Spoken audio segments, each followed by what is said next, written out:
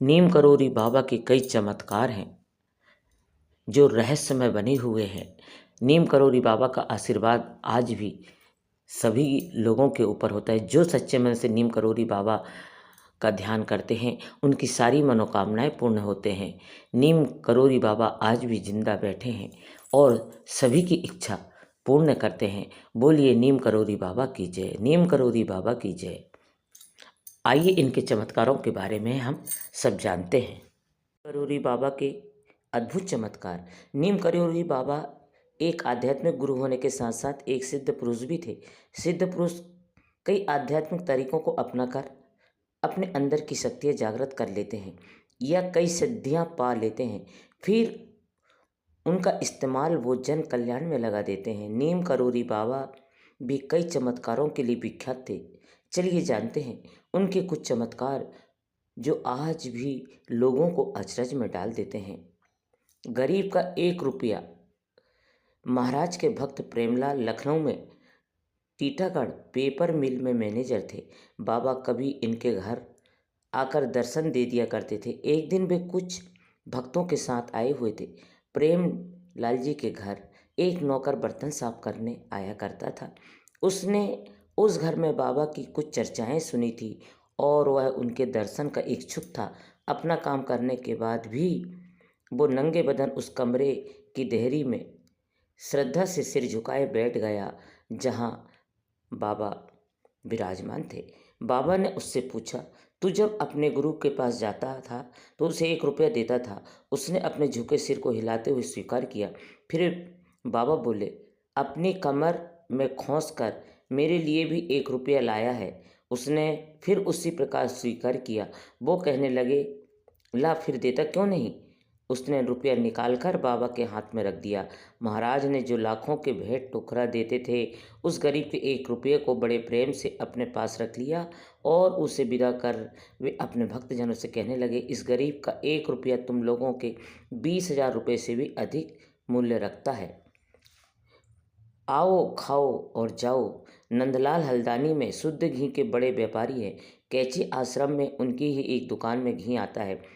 इनको महाराज जी के दर्शन हल्द्वानी में ही पहले ही हो चुके थे और उन पर नंदलाल जी का भी आस्था थी, पर कैंची आने का अवसर उनको कभी नहीं मिल पाया था।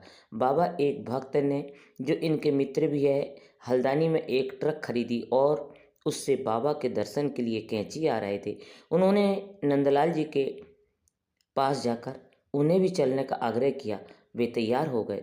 फिर बोले, हमने कैंची का सत्संग कभी नहीं देखा, चलिए आज देख आएंगे। उन्होंने आश्रम को खाता देखा। उन्हें 1300 रुपये देने के भी थे। ये लोग रात 11 बजे आश्रम पहुँचे। उस समय बाबा धर्मशाला की छत पर एक तख्त के ऊपर विराजमान थे और कुछ भक्तजन उनके पास बैठे थे। इनके वहाँ पहुँचते ही बाबा ने सब लोगों को प्रसाद पाने भेज दिया और अकेले नंदलाल जी ही उनके साथ रहे। बाबा ने बक्सा के बाहर अपने कक्ष पर हाथ रखा और एक नोटों की गड्डी इनको दे दी और उसे गिनने को कहा। 1100 रुपये थे। इसके बाद उन्होंने नंदलाल जी को भी प्रसाद पाने भेज दिया। प्रसाद पाने पर आश्रम के एक कार्यकर्ता ने एक कमरा इंगित किया जहां रात में सोना था। नंदलाल जी मन ही मन चिंतित हुए कि बिस्तर तो लगे नहीं, अब काम कैसे चलेगा। कमरे में आकर देखा वहाँ 2 नए बिस्तर बिछे हैं, एक नंदलाल जी के लिए और दूसरा उनके मित्र के लिए। उन सुंदर बिस्तरों को देखकर प्रसन्नता हुई। इतने में बाबा ने अपनी कुटिया में बुलाया और 100 रुपये के 2 नोट देकर हिसाब पूरा कर दिया। इसके बाद बोले, सत्संग कैसा चल रहा है? नंदलाल जी ने उत्तर दिया, कुछ विशेष नहीं। बाबा बोले, अपने गुरु के स्थान पर नहीं जाते? और उत्तर की प्रतीक्षा किए बिना वे गुरु के आकार, ढील ढाल और वैष्णव का वर्णन करने लगे और अंत में बोले, वह उच्च कोटि के संत थे। कैंची के बारे में वे स्वयं कहने लगे, यहाँ का सत्संग तो केवल आओ खाओ और जाओ है। भोजन 15 को परोसा।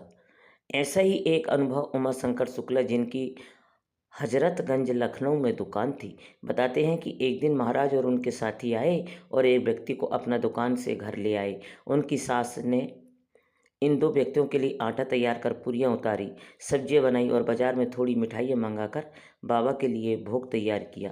बाहर के कमरे में शुक्ला जी बाबा और उनके साथ के व्यक्ति को भोजन करा रहे थे। इतने में ही आर के त्रिवेदी IAS सप्तनीक अपने पिताजी को साथ लेकर इनसे मिलने आ गए। तिवारी जी आपके ममेरे भाई हैं। द्विवेदी जी के पिता बाबा के परम भक्त रहे।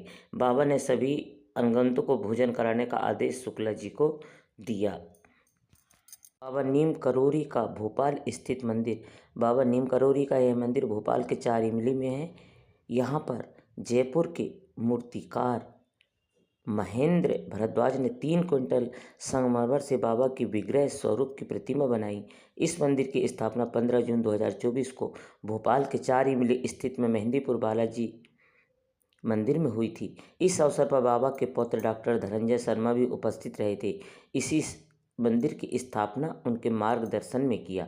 बाबा के एक अन्य भक्त राकेश अभिनेत्री अग्निहोत्री को पंडित रमाशंकर थापक ने प्रतिष्ठा के लिए संकल्प कराया और उसी संकल्प के अनुसार यह विग्रह स्वरूप 15 दिन में जयपुर से मूर्तिकार महेंद्र भारद्वाज ने, जो राजस्थान विद्या मूर्ति भंडार के संचालक हैं, तैयार करके भोपाल में प्रतिष्ठित करने भेजा और उक्त बाबा के भक्त ने पूरे मनोवियोग से बाबा की प्रतिष्ठित करने के लिए अनुष्ठान की सारी प्रक्रियाओं को संकल्प के साथ पूर्ण किया। हनुमान के रूप में रेम करोरी बाबा।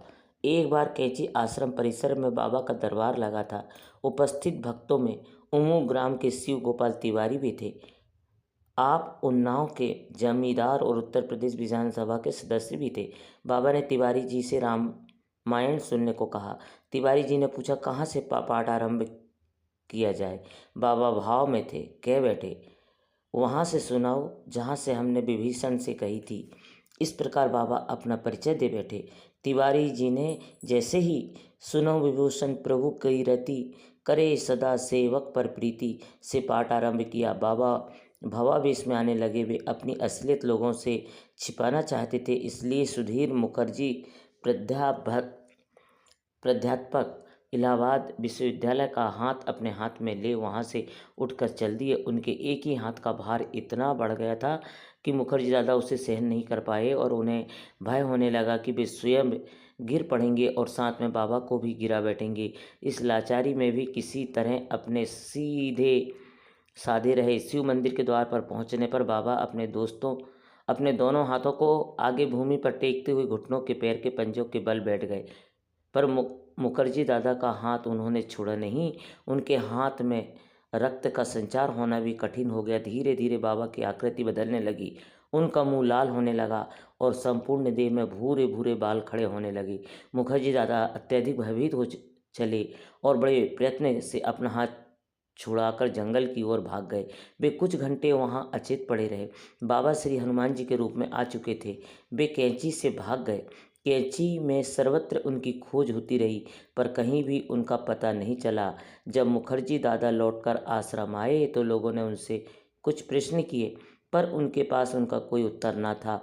इसके बाद कुछ समय पूर्व ही आश्रम के बाहर मोटर सड़क पर सबको दीवार पर बाबा के दर्शन होने लगे। लोग बाबा को आश्रम में ले आए।